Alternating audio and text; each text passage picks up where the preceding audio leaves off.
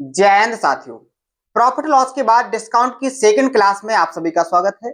आपको आज के सेशन में जो बेसिक कॉन्सेप्ट मैंने एक्सप्लेन किए थे उन सभी कॉन्सेप्टों से एग्जाम में कैसे क्वेश्चन पूछे जाते हैं, हर एक टाइप को मैं बेहतर तरीके से आपको प्रैक्टिस करवाने वाला हूं।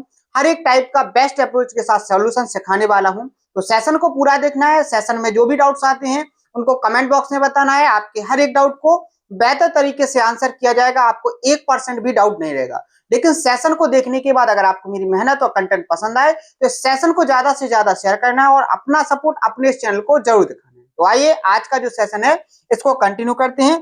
लेकिन पहले जो लास्ट का सेशन हुआ था उससे मैं आपको कनेक्ट करने की कोशिश करूंगा, क्योंकि अभी अपने 2 दिन का सेशन स्किप हुआ है और आपकी कंटिन्यूटी यहाँ पर टूट गई होगी। तो सबसे पहले मैंने आपसे कहा था कि जो डिस्काउंट है इसका वेटेज क्या है, किस एग्जाम में किस तरीके से क्वेश्चन पूछे जाएंगे। तो मैंने आपसे कहा था हर एक एग्जाम में जिसमें मैथ पूछा जाता है उसमें इसकी एक क्वेश्चन आने की 100% चांस होते हैं और बेहतर तरीके का टाइप आता है। अगर आपको कॉन्सेप्ट पता होगा तो आप क्वेश्चन को देखते ही सॉल्व कर लोगे, और अगर आपको कॉन्सेप्ट पता नहीं है तो आप बेसिक से करोगे तो बहुत ज्यादा आपका टाइम खराब होगा। तो अपन हर एक टाइप के कॉन्सेप्ट को सीखेंगे भी और हर एक टाइप के क्वेश्चन की प्रैक्टिस भी करेंगे। बात क्लियर है? इसके बाद मैंने आपको बेसिक से सारी चीजें एक्सप्लेन करने की कोशिश की थी कि अगर आप डिस्काउंट को पढ़ोगे तो इसमें आपको मार्कअप प्राइस का पता होना चाहिए।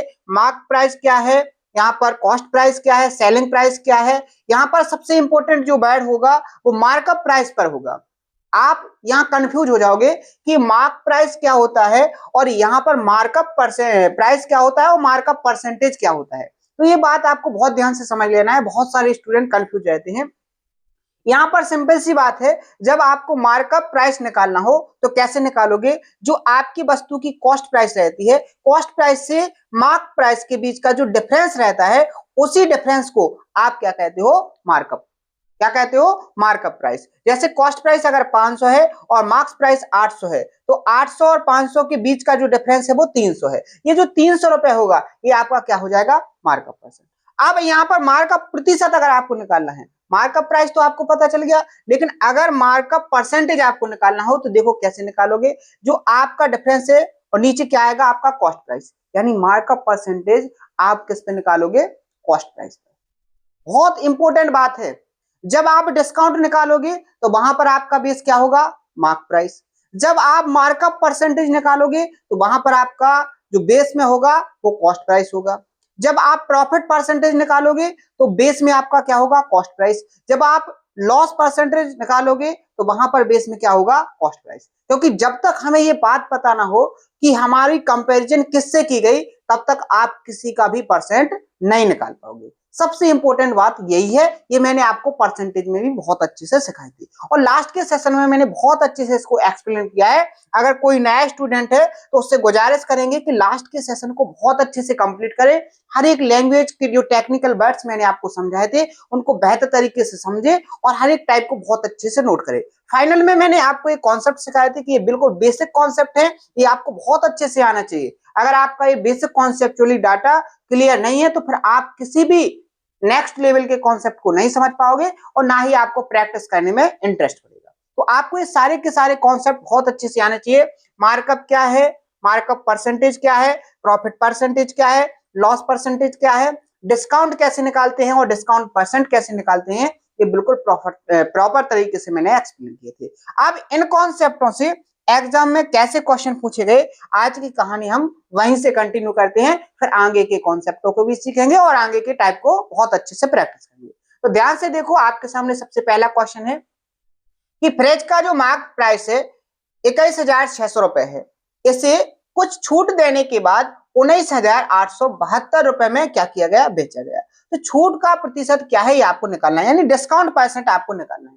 सिंपल सी बात है, रेशियो से भी किया जा सकता है लेकिन डाटा छोटा है। आप डायरेक्ट देख पा रहे हो कि 21,600 की वस्तु को 19,872 में बेचा गया, यानी कि अगर हम फाइनल डिस्काउंट की बात करेंगे तो कितना हो जाएगा? यहाँ 8, ठीक है, फिर से क्या हो जाएगा? यहाँ 2, 7 बचेगा और 1, यानी 1728। या 21,600 से आपने 19,872 को घटाया तो कितना हो गया? 1728। ये डिस्काउंट हो गया, लेकिन आपको डिस्काउंट परसेंट निकालना है तो वो आप किस पे निकालोगे? मार्क्स प्राइस पर। तो यहाँ पर 21,600 कहां पर आ जाएगा? बेस में आ जाएगा। अब जब परसेंट निकालते हैं तो 100% से मल्टीप्लाई। ये पूरा मैं एक्सप्लेन कर रहा हूं, एग्जाम में आपको ये करने की जरूरत नहीं पड़ेगी, आप डायरेक्ट यहाँ से यहाँ देखोगे 2 जीरो है तो यहाँ 100 से मल्टीप्लाई करने की जरूरत नहीं होगी। अब ध्यान से देखो यहाँ पर, यहाँ अगर जैसे 200, वैसे तो डाटा को देखो ऑब्जर्व किया जाता है, डाटा को ऑब्जर्व करना मैं सिखाऊं, वैसे तो बेसिक से आप इसको डिवाइड करोगे तो 200 तो लगभग 8 बार तो जाएगा। यहाँ देखो 16 है तो यहाँ 16 अट्ठे भी होगा तो क्या हो जाएगा यहाँ से 128। तो देखो 1600 में 128 जोड़ेंगे तो 1728, यानी ये डाटा आपको तुरंत दिख गया कि ये कितना हो जाएगा, 8 बार में कट जाएगा, यानी कि आपको जो डिस्काउंट दिया गया वो 8% का है। यानी ऑप्शन नंबर ए क्या है इसका करेक्ट आंसर। ऐसे मत करना कि पहले 2 से काट रहा है फिर 4 से काट रहा है, ऐसे मत करना, ऐसे करने में आपका टाइम जाएगा। अभी आपको थोड़ा इरिटेट लगा होगा, माइंड को डिस्टर्बेंस हुआ होगा, लेकिन करना ऐसे ही है, आपको डाटा को ऑब्जर्व करना है। ये 1700 के समथिंग है, नीचे 200 के समथिंग है, तो आप डाटा को ऑब्जर्व करोगे लगभग कितनी बार में, तो ये डाटा ऐसे ही एग्जामिनर सेट करता है और आसानी से आप ऑब्जर्व कर सकते हो, कोई बड़ी परेशानी नहीं है। ठीक है, तो पहले क्वेश्चन का आपका जो सॉल्यूशन है समझ में आ गया, बेसिक कॉन्सेप्ट से था, जो डिस्काउंट परसेंटेज निकाला जाता है, जो कॉन्सेप्ट मैंने समझाया है उसी कॉन्सेप्ट से। ठीक है, आगे बढ़े, नेक्स्ट क्वेश्चन। अब देखो, एक व्यक्ति ने 1285 रुपए की नेट छूट लेकर 7710 रुपए में एक साड़ी खरीदी। यानी कि अगर हम बात करेंगे डिस्काउंट की, बात किसकी करेंगे, डिस्काउंट की, तो वो कितना है, डिस्काउंट आपको कितना दिया गया है, 1285 का, बहुत ध्यान से समझना।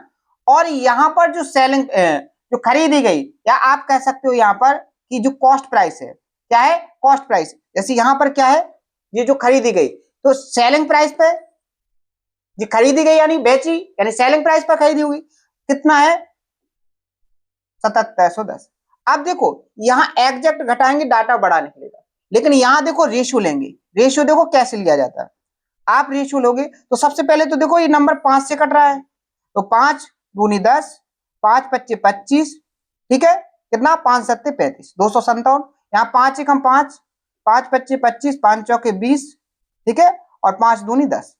अब देखो यहां पर देखो 7 छिंग 42, यानी अगर 257 एकम 257 और 257 छक्के कितना हो जाएगा, 1542, क्योंकि 7 छिंग 42 दो तभी आएगा जब 6 से मल्टीप्लाई करोगे। तो आपका डिस्काउंट और सेलिंग प्राइस का जो रेशियो है वो कितना आ गया, यहां पर 1:6, कितना आ गया, 1:6। अब ध्यान से समझो, आपको निकालना क्या है, आपको निकालना है उस साड़ी की दुकान जो छूट देती है उसका प्रतिशत, यानी कि आपको डिस्काउंट परसेंट निकालना है। क्या निकालना है, डिस्काउंट परसेंट।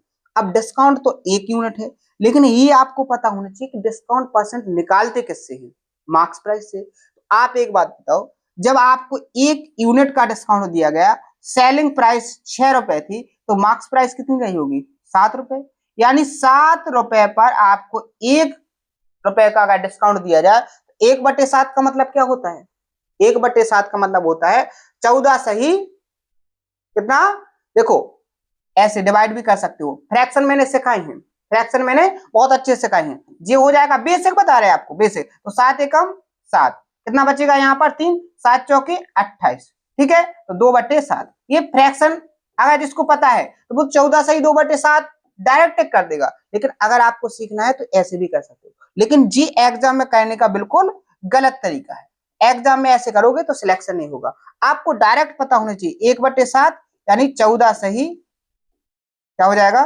14 सही 2/7%। ऑप्शन नंबर बी इसका करेक्ट। बात क्लियर है, किसी को कोई डाउट, 1% भी डाउट आपको होना नहीं चाहिए। नेक्स्ट क्वेश्चन देखो, एक दुकानदार किसी किताब को मुद्रित कीमत पर, अब मुद्रित कीमत यानी कि मार्क्स प्राइस, ये मैंने बैट्स आपको बताए थे कि ऐसे टेक्निकल बैट्स जो आप कॉन्सेप्ट को ऑब्जर्व करने में हेल्पफुल होते हैं, वो मैंने लास्ट के सेशन में एक्सप्लेन किए थे। अगर ये बैट आपको पता नहीं होंगे तो फिर आप समझ ही नहीं पाएंगे कि कॉस्ट प्राइस किसको बोला गया है, मार्क्स प्राइस किसको बोला गया है, क्योंकि एग्जामिनर ऐसे टेक्निकल बैट्स का यूज लैंग्वेज में जरूर करता है जिससे आप उसको ऑब्जर्व करने में थोड़ा कठिनाई महसूस करो, लेकिन जो प्रैक्टिस करके जाता है, जो कॉन्सेप्ट की हर एक बैट को सीख के जाता है, उसको कुछ भी परेशानी नहीं होती है, आसानी से सारी चीजों को समझ लेता है। तो यहाँ पर जो मुद्रित कीमत है, यानी कि यहां पर क्या हो जाएगा उसका मार्क्स प्राइस। 21% की छूट दे करके बेचने पर कितना 21% का मुनाफा कमाता है। तो किताब की लागत मूल्य और विक्रय मूल्य का आपको अनुपात निकालना है। सिंपल सी बात देखो, ये डाटा जो एग्जामिनर ने दिया है बिल्कुल आपको कंफ्यूज करने के लिए, इस डाटा की तो कोई वैल्यू नहीं है। जब आपको यहाँ पर कॉस्ट प्राइस और सेलिंग प्राइस की वैल्यू निकालना है और यहाँ आपको प्रॉफिट दिया गया है, तो प्रॉफिट से तो आप डायरेक्ट निकाल सकते हो। कैसे? 21% का मतलब क्या होता है 100/21। अब प्रॉफिट निकलता किस पे है? कॉस्ट प्राइस पर। अगर कॉस्ट प्राइस 100 रुपए है और आपको 100 पर 21 रुपए का प्रॉफिट है, तो इसका सेलिंग प्राइस क्या रहा होगा? 121। अगर दोनों की रेशियो की बात करेंगे तो यही इसका क्या हो जाएगा? रेशियो, यानी 100/121। ऑप्शन नंबर 20 का क्या हो जाएगा? Correct answer. अब बहुत सारे स्टूडेंट्स ऐसे होते हैं, वो कहेंगे पहले यहां से क्या करेंगे, कॉस्ट प्राइस सेलिंग प्राइस निकालेंगे, फिर उस पर 21% का क्या करेंगे, प्रॉफिट निकालेंगे, फिर जाके वहां से फाइनल रेशियो निकालेंगे। इसको करने में आंसर तो आएगा, लेकिन इसको करने में पता है कितना? 1 से 1.5 मिनट का टाइम लगेगा। और एग्जाम में आज के टाइम पर, पहले तो हो भी जाता था, क्योंकि पहले हर एक पोर्शन का अलग अलग क्या था, टाइम डिवाइड नहीं था।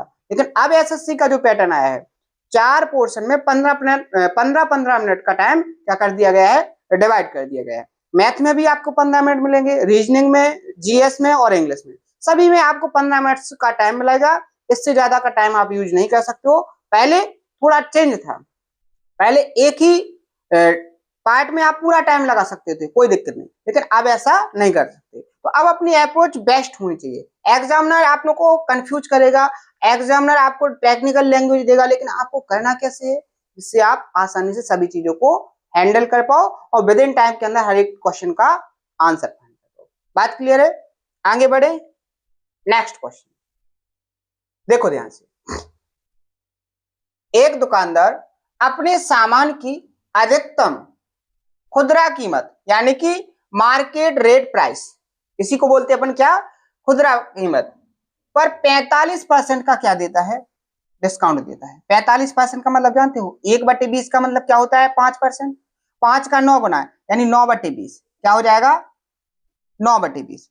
तो यहां पर ये बोला गया है, यहां पर ये बोला गया है कि खुदरा कीमत पर इतने की छूट देता है। यानी कि अगर उसका मार्क्स प्राइस 20 रुपए है, तो वो 9 रुपए की छूट देकर क्या करेगा, उसका सेलिंग प्राइस कितने में रहेगा, 11 में, इतने में बेचेगा। अब आगे उसने कहा है, अगर इस तरह समाप्त होने पर वह लागत मूल्य पर, कितने पर, लागत मूल्य पर बेचता है। यानी जो सेलिंग प्राइस है, इसी को उसने क्या कर लिया, कॉस्ट प्राइस।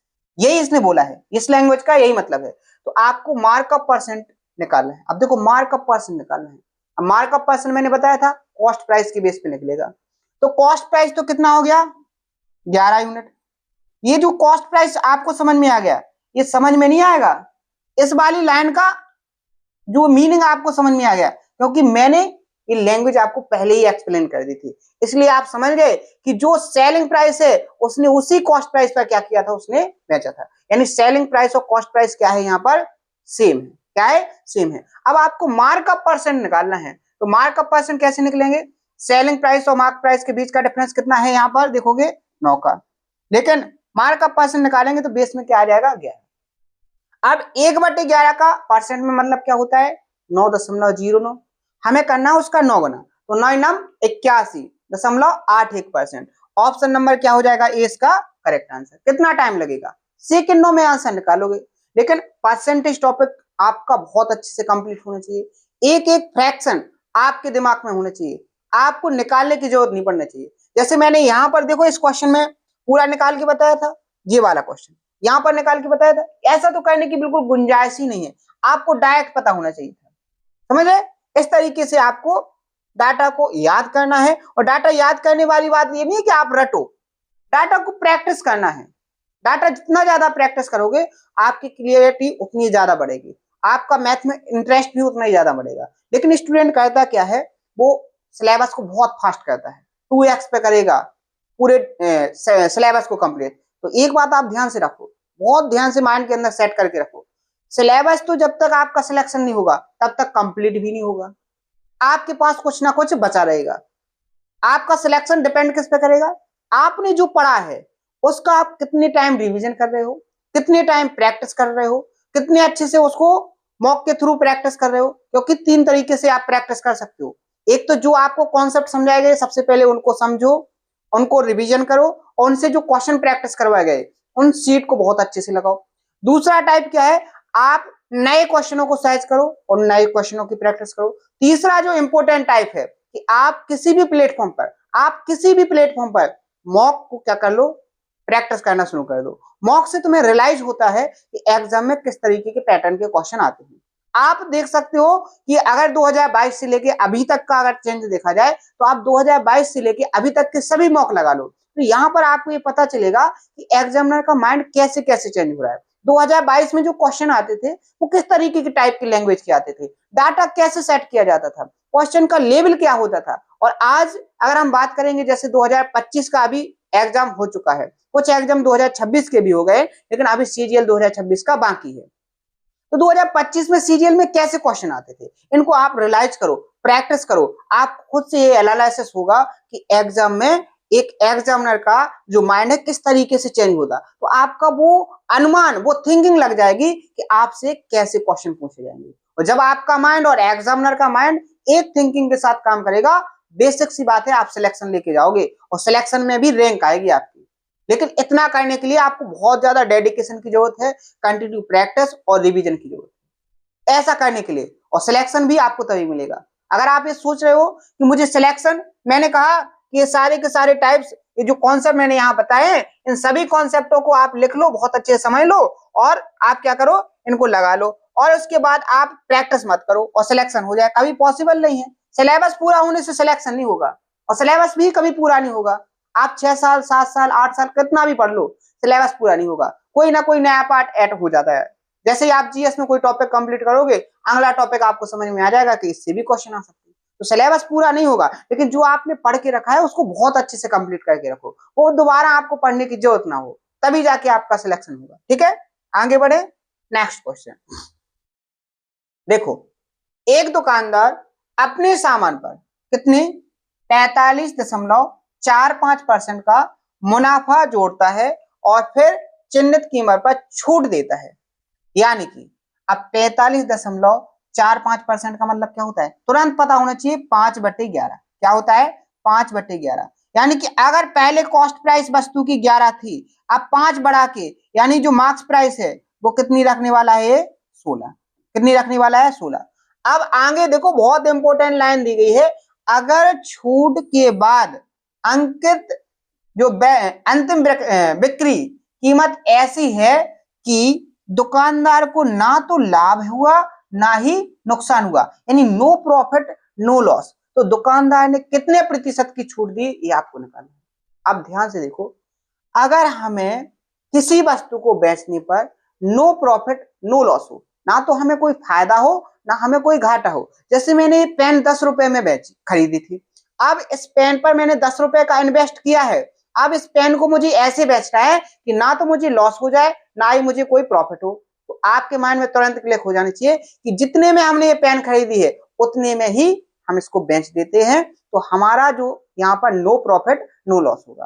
तो ध्यान से देखो, अगर हमें इस पूरे लेन देन में नो प्रॉफिट नो लॉस करना है, तो अगर 11 यूनिट हमारा कॉस्ट प्राइस है, तो 11 ही यूनिट हमारा सेलिंग प्राइस होना चाहिए। अब हमें निकालना है क्या, हमें निकालना है डिस्काउंट परसेंट, दुकानदार का जो डिस्काउंट परसेंट है। अब डिस्काउंट तो निकलेगा मार्क्स प्राइस पर, यानी मार्क्स प्राइस बेस में 16 आ जाएगा। अब कितने का डिस्काउंट, तो देखो 5, कितने की कमी हो जाएगी, 5 की कमी, क्योंकि 16 की वस्तु 11 में बेचना पड़ेगा अपन को, तो 5 यूनिट का डिस्काउंट।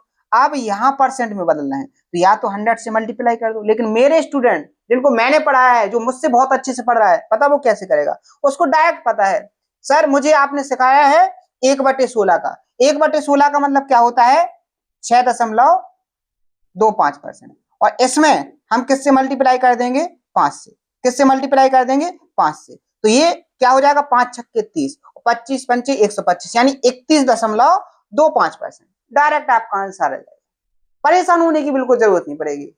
और ऐसा करने से आप विद इन टाइम में, जो आपको 15 मिनट का टाइम मिलेगा 25 क्वेश्चन सॉल्व करने में, उसमें भी टाइम बचा ले जाओगे। आप उसको दोबारा चेक कर सकते हो, 1 से 2 मिनट का टाइम आपका बच जाएगा, लेकिन अप्रोच आपकी बेस्ट होनी चाहिए, अप्रोच आपकी बेस्ट होगी तभी आप कर पाओगे।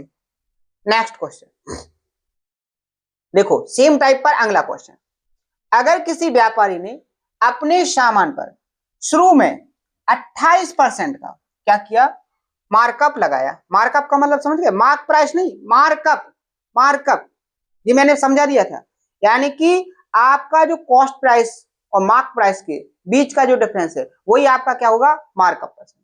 अब 28% का मतलब क्या होता है, 1/25 का मतलब 4%, 4 को 28 बनाएंगे तो 7/25 क्या हो जाएगा, 7/25, यानी कि अगर कॉस्ट प्राइस 25 रुपए है, कॉस्ट प्राइस 25 रुपए है तो मार्क्स प्राइस कितना हो जाएगा, 25 से 7 ज्यादा हो जाएगा, क्योंकि मार्कअप कितना है 7 यूनिट, तो ज्यादा हो जाएगा। अगर मार्क प्राइस निकालेंगे तो 25 और 7 कितना हो जाएगा, 32। इतनी बात आपको समझ में आई। अब आप ध्यान से देखो, वह अपने मार्क की गई कीमत पर अधिकतम कितने % की छूट दे सकता है जिससे उसे ना तो फायदा हो और ना कोई नुकसान हो। अब सिंपल सी बात है, उसको वो वस्तु 25 में बेचनी पड़ेगी।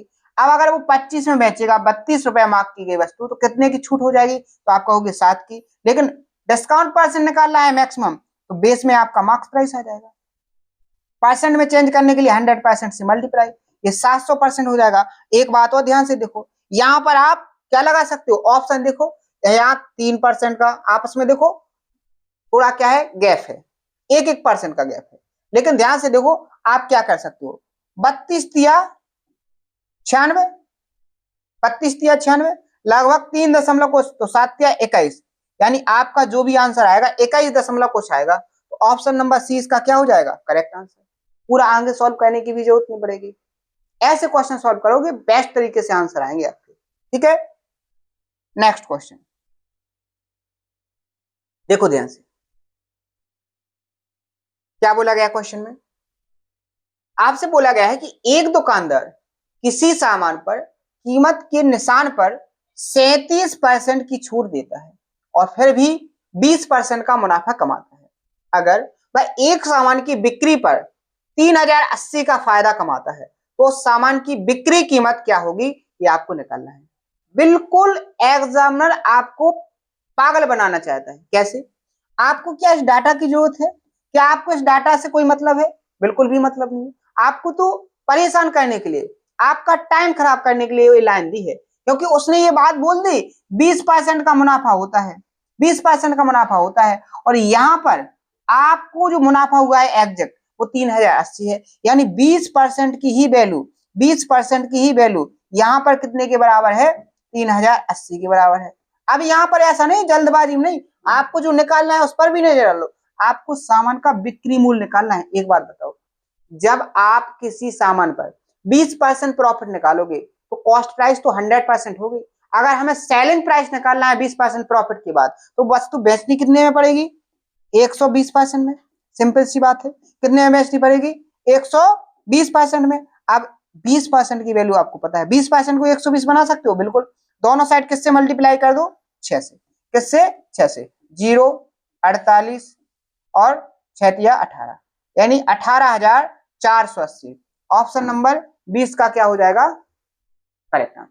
समझे बात को, तो क्वेश्चन को करने का तरीका बेटर कब होगा, जब हर एक टाइप आपको समझ में आएगा, हर एक तरीके से आप परफेक्ट हो पाओगे, ठीक है।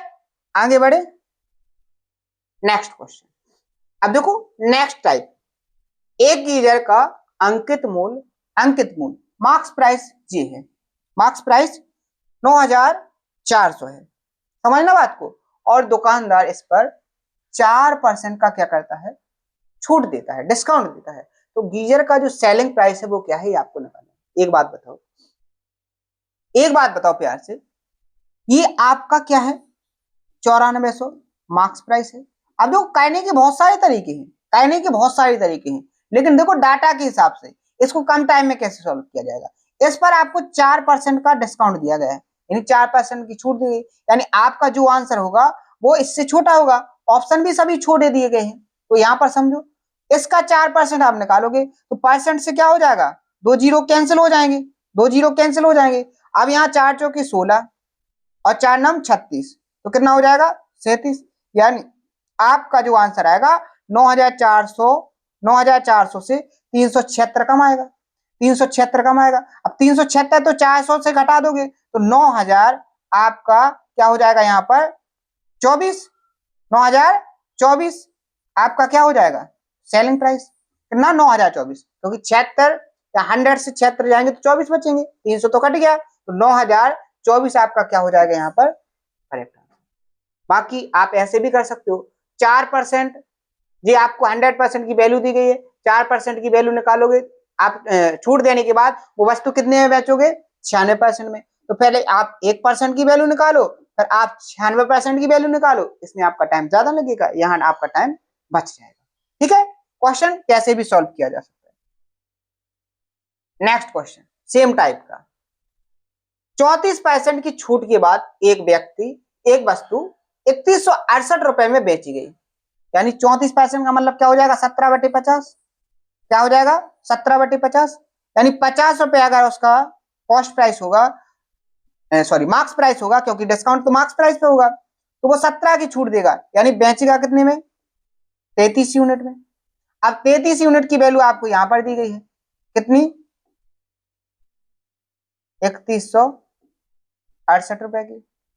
आपको क्या निकालना है, आपको यहां पर निकालना है उस वस्तु की मार्क प्राइस क्या थी। अब वस्तु की मार्क्स प्राइस तो थी 50 यूनिट, 50 यूनिट की आपको वैल्यू निकालना है। ध्यान से देखो, पहले नंबर 11 से काटो तो 3 आ जाएगा, 11 दूनी 22, 11 कितना 88 हो जाएगा 96 से, फिर 8 बचेगा, 11 अट्ठे 88, 3 से कटेगा, 3 नम 27 और 3 6 18, कितने गुना 96 गुना, ये वाली वैल्यू भी कितने गुना हो जाएगी 96 गुना, तो 0 5 30, ठीक है, और 5 नम 45 और 3 48, यानी उसका जो मार्क्स प्राइस होगा वो 4800 रुपए होगा।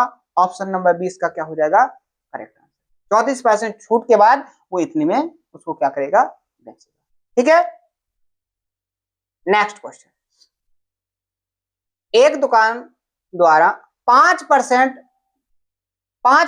छूट देने के कारण मोबाइल फोन की कीमत 175 कम हो गई, तो यहां से डायरेक्ट पता चल गया ये जो 5% है ये एग्जैक्ट डाटा में 175 है, कितनी है 175 है।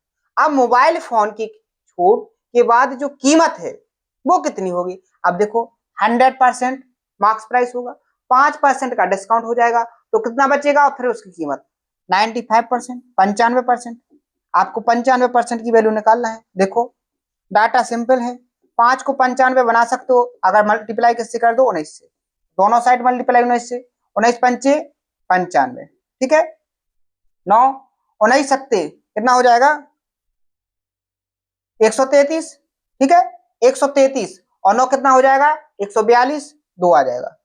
अब देखो वो आगे सॉल्व करने से पहले ऑप्शन पर न जाए, अब देखो ये 25 नहीं है, लास्ट में ये 25 नहीं है, ये 25 नहीं है, केवल एक ही में है, तो ऑप्शन नंबर डी क्या हो जाएगा करेक्ट आंसर। आगे भी सॉल्व नहीं करना है, ऐसा नहीं मल्टीप्लाई करने में आप लग गए तो पूरा मल्टीप्लाई करो, ऑप्शन भी देखते रहो, नजर रखो, जितनी ज्यादा आपकी नजर रहेगी हर एक चीज पर, क्वेश्चन की लैंग्वेज पर, आपको निकालना क्या है, आपको दिया क्या गया, ऑप्शन क्या दिए गए हैं, सारी चीजों पर जितनी ज्यादा आपकी नजर रहेगी उतने फास्ट तरीके से आप क्वेश्चन कर सकते हो। मैक्सिमम बच्चे क्या समझते हैं, जिनके कैलकुलेशन बेटर है वही को एग्जाम में जल्दी क्वेश्चन सॉल्व कर सकते हैं। भाई एग्जाम में कैलकुलेशन भी जरूरी है, लेकिन कैलकुलेशन से ज्यादा जरूरी है कि आपका हर एक टाइप के डाटा पर क्या फोकस सही तरीके से है, आपसे पूछा क्या गया है, आपको क्या वो नजर में आ रहा है, आपने दिया क्या गया है आपको वो नजर में है, और आपको जो आंसर करेक्ट करना है वो ऑप्शन क्या है, क्योंकि एग्जामिनर हर एक जगह पर लॉजिक देता है, और जो हर एक लॉजिक को पहचानेगा वही विद इन टाइम में क्वेश्चन सॉल्व कर पाएगा। ठीक है, नेक्स्ट क्वेश्चन क्या बोला गया है, एक लैपटॉप 25% की छूट के बाद, 25% डिस्काउंट देने के बाद इतने रुपए में क्या किया गया बेचा गया, तो लैपटॉप का मार्कअप की जो मार्कअप की गई कीमत क्या है। अब मार्कअप कैसे निकालोगे, अब सबसे पहले तो 25% की छूट दी गई, कितने की छूट दी गई 25% की छूट दी गई, यानी कि यहां पर देखो ध्यान से, यहां पर देखो 25% की छूट, 25% का मतलब 1/4, अब छूट किस पे दी जाएगी मार्क्स प्राइस पर, अगर मार्क्स प्राइस 3 है, मार्क्स प्राइस 3 है, एक की उसने छूट दी गई, एक की क्या दी गई छूट दी गई, तो वो बेची कितने में गई होगी, 3 में, यानी 4 रुपए मार्क्स प्राइस था। और यहाँ पर बेची कितने में गई, वो सेलिंग प्राइस कितना हो जाएगा, 3 रुपए, कितना हो जाएगा 3 रुपए। आपको यहाँ पर ये दिया गया है छूट देने के बाद वो कितने में बेची गई, 65,520, यानी आपको यहाँ पर वैल्यू किसकी निकाल दी गई है, 3 यूनिट की। 3 यूनिट की वैल्यू कितनी दी गई है, 65,520, यानी 65,520। अब देखो 1 यूनिट की वैल्यू निकालो, लैपटॉप की मार्क की गई, यानी आपको मार्क्स प्राइस निकालना है। तो देखो 3 दूनी 6, 3 एकम 3, 3 8 24, 3 चौके 12, यानी कितने गुना, 21,840 गुना। तो ये भी वैल्यू कितनी, 4 गुना हो जाएगी। तो 0 16 6, ठीक है। देखो ये 7 है, 0 7, 0 3, 2 ऑप्शन हो गए। अब 2 ऑप्शन और बचे। तो यहाँ पर देखो 4 चौके 16, ठीक है, 4 8 32, ठीक है, 32 और 1 33, यानी 360, ये 760 है। तो ऑप्शन नंबर 20 का क्या हो जाएगा, करेक्ट आंसर। समझ गए बात को। इससे बेटर और कुछ नहीं हो सकता है। इस क्वेश्चन को इससे बेस्ट अप्रोच से सॉल्व ही नहीं किया जा सकता, ये बेस्ट अप्रोच है, ठीक है। नेक्स्ट क्वेश्चन, एक वितरक मार्क की जो की गई कीमत पर 12% की क्या करता है, छूट देता है। कितने परसेंट का डिस्काउंट देता है, 12% का डिस्काउंट देता है। अगर बिक्री मूल्य इतना है। अब देखो 12% का मतलब क्या होता है, 12% का मतलब होता है 1/25 का मतलब होता है 4%, 3/25 का मतलब होता है 12%। अब यहां पर ये बोला गया है कि एक वितरक मार्क की कीमत पर 12% की छूट देता है, यानी कि अगर मार्क प्राइस कितना है 25 है, तो डिस्काउंट 3 का देगा, तो सेलिंग प्राइस कितनी हो जाएगी उसकी, 22। और यहां पर ये बोला गया है सेलिंग प्राइस यानी बिक्री मूल्य है कितना, 9240। अगर ध्यान से देखेंगे तो यहां पर कितने गुना हो जाएगा, 22 चौके 88 और 22 दूनी 44, ठीक है, कितने गुना, 420 गुना। आपको क्या निकलना है, तो उस पर कितनी छूट दी गई। अब छूट तो भाई 3 यूनिट की दी गई, तो आपको 3 यूनिट की वैल्यू निकालना है, तो 3 से मल्टीप्लाई हो जाएगा, 0 3 दूनी 6, 3 चौके 12, यानी 1260 क्या हो जाएगा उसका correct answer. Option number A इसका सही हो जाएगा, ठीक है। नेक्स्ट क्वेश्चन देखो, ये थोड़ा इसमें लेवल अप हो जाएगा। जो बेसिक कॉन्सेप्ट थे उनमें सबसे मैक्सिमम लेवल का, यानी कि आज के सेशन का ये मैक्सिमम लेवल का क्वेश्चन रहने वाला है आपका बेसिक कॉन्सेप्टों से। एक विक्रेता ने एक मेज की कीमत उसकी लागत मूल्य से, कॉस्ट प्राइस से 35% मुनाफे जोड़कर इतने में तय की। अब ध्यान से देखो, सिंपल सी लैंग्वेज है। 35% का मतलब क्या होता है, 7/20, यानी कि अगर उसकी कॉस्ट प्राइस 20 है तो 7 रुपए का मुनाफा देने, यानी वो 27 रखी होगी उसने, और इस 27 यूनिट की वैल्यू आपको कितनी दी गई है, 5670। अब ध्यान से देखो, आपसे पूछा क्या गया है, आपसे पूछा गया अगर कीमत पर बिक्री बहुत कम थी, जब बिक्री कम होगी तो फिर हमें क्या करना पड़ेगा, अपना जो वैल्यू है वो थोड़ी कम करनी पड़ेगी। जैसे हमने 10 रुपए रखी और 10 रुपए में ये मार्कर नहीं बिकेगा, तो फिर हमें क्या करना पड़ेगा, इसकी वैल्यू को थोड़ा घटाना पड़ेगा, जिससे हमारा ये मार्कर सेल हो जाएगा। तो इसी कारण से उसने बिक्री का जो प्रॉफिट था, अब उसने केवल 12% का प्रॉफिट लिया। कितने का, 12%।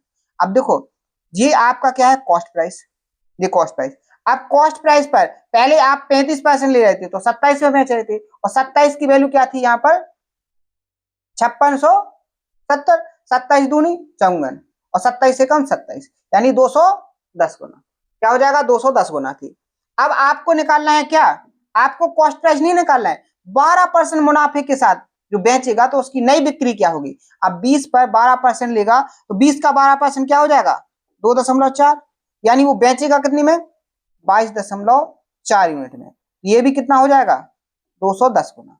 अब बहुत सारे स्टूडेंट यहाँ परेशान हो जाएंगे, वो सोचेंगे सर ऐसी कैलकुलेशन हम कैसे करें, ये तो थोड़ा डाटा, ये तो फिर भी आसान है, लेकिन और कैलकुलेशन आ जाती है जिनमें आप फंसते हो। देखो सिंपल सा तरीका, इसको आप कैसे लिख सकते हो, 20 प्लस 2.4 इंटू क्या हो जाएगा, 210। अब देखो 210 इंटू 20 कितना हो जाएगा, 4200 प्लस, अब यहां पर देखो मल्टीप्लाई जीरो तो आ जाएगा आपका, 21 चौके 84 4, ठीक है।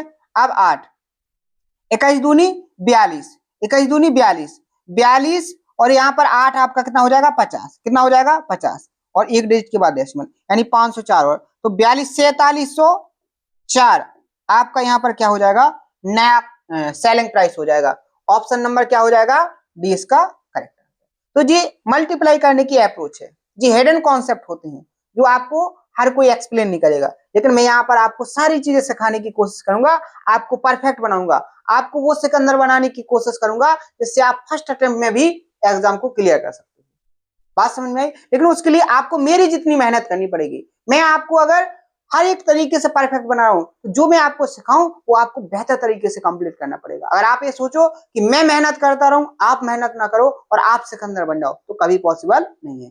आपकी मेहनत से ही आप सिकंदर बनोगे, लेकिन जो सही तरीके हैं, जो सही गाइडेंस है, जो सही एफर्ट्स हैं वो मैं आपको सिखाने की पूरी कोशिश करूंगा। आपको कहीं पर परेशान होने की जरूरत नहीं है कि हमें क्या एफर्ट्स सीखने चाहिए, कॉन्सेप्ट क्या होने चाहिए, अप्रोच क्या होनी चाहिए, इसको सीखने की बिल्कुल जरूरत, वो सारी चीजें मैं आपको सिखाऊंगा। ठीक है, आगे बढ़े। अब देखो ये नया टाइप है तो अपन इसको कल कंटिन्यू करेंगे क्योंकि अब सेशन ज्यादा बड़ा हो जाएगा, क्योंकि इसके 3 से 4 क्वेश्चन ये टाइप है, फिर नया टाइप फिर से है, तो इससे आगे अपन कल कंटिन्यू करेंगे। और आप लोगों से आशा करते हैं कि अगर कोई सेशन में सोता है तो ज्यादा परेशान नहीं होंगे। मैं पूरी कोशिश करता हूं कि आपको बेहतर तरीके से डेली बेसिस पर क्लास मिल सके, लेकिन कहीं ना कहीं कोई ना कोई प्रॉब्लम ज्यादा आने की वजह से आपका सेशन स्किप होता है। बाकी जब वजह नॉर्मल होती है तो मैं एक कोशिश करता हूं कि आपका सेशन स्किप ना हो। अगर आप यहाँ पर टाइम देखोगे तो 10 बजने वाले 11 बजने वाले हैं और 11 बजे रात के मैं सेशन रिकॉर्ड कर रहा हूँ। ये बात ध्यान रखना है कि आप किस तरीके से मेहनत कर रहे हो। आपके लिए मैं मेहनत कर रहा हूं तो आपको भी परफेक्ट तरीके से मेहनत करनी होगी। नेक्स्ट, आपको इस क्वेश्चन का आंसर कमेंट में बताना है और यहाँ पर इस क्वेश्चन का आंसर भी कमेंट में बताना है। ठीक है, अगला ये, अगर आपको कॉन्सेप्ट पता है, आपने कहीं से पढ़ रखा है तो इसका आंसर जरूर बताना है। अगर नहीं है पता तो परेशानी होना है, नेक्स्ट सेशन में मैं सारी टाइप आपको फिर से एक्सप्लेन करूंगा, जो कॉन्सेप्ट है उनको बेहतर तरीके से बताऊंगा। तो आज का सेशन कैसा लगा ये कमेंट बॉक्स में बताना है। सेशन में अगर कोई डाउट्स आया है तो वो भी कमेंट बॉक्स में बता सकते हो, आपके हर एक डाउट को बहुत अच्छे से एक्सप्लेन करूंगा। बाकी सारी चीजें क्लियर तरीके से चल रही, मेहनत करते रहो, सिलेक्शन आपका 100% होगा। बस बिलीव और पेशेंस आपको रखना पड़ेगा, कंटिन्यू प्रैक्टिस भी करना है, रिवीजन भी करना है। तो आज के लिए इतना ही, मिलते हैं नेक्स्ट सेशन में। थैंक यू, धन्यवाद।